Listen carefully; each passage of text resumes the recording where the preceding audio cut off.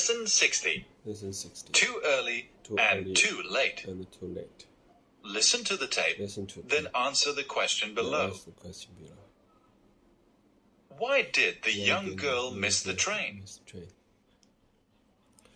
Punctuality is a necessary habit in all public affairs in civilized society.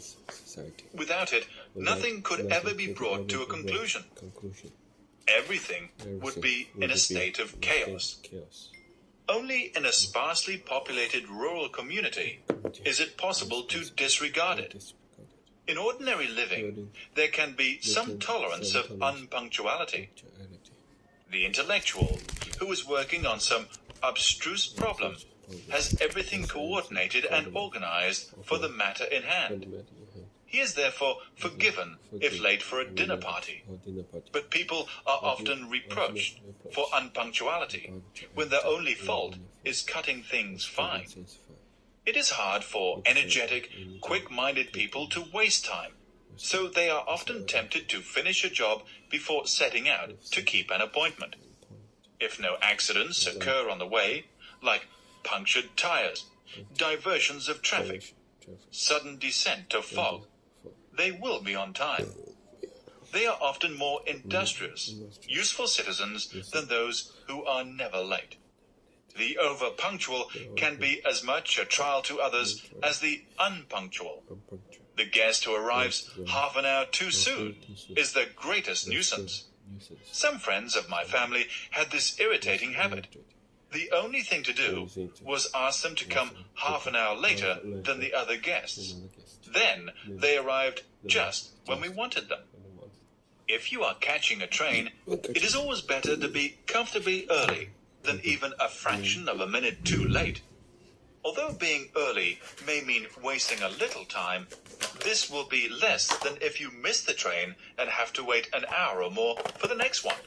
And you avoid the frustration of arriving at the very moment when the train is drawing out of the station and being unable to get on it. An even harder situation is to be on the platform in good time for a train and still to see it go off without you. Such an experience befell a certain young girl the first time she was traveling alone. She entered the station 20 minutes before the train was due. Since her parents had impressed upon her that it would be unforgivable to miss it, and caused the friends with whom she was going to stay to make 2 journeys to meet her. She gave her luggage to a porter and showed him her ticket. To her horror, he said that she was 2 hours too soon. She felt in her handbag for the piece of paper on which her father had written down all the details of the journey and gave it to the porter. He agreed that a train did come into the station at the time on the paper and that it did stop, but only to take on mail, not passengers.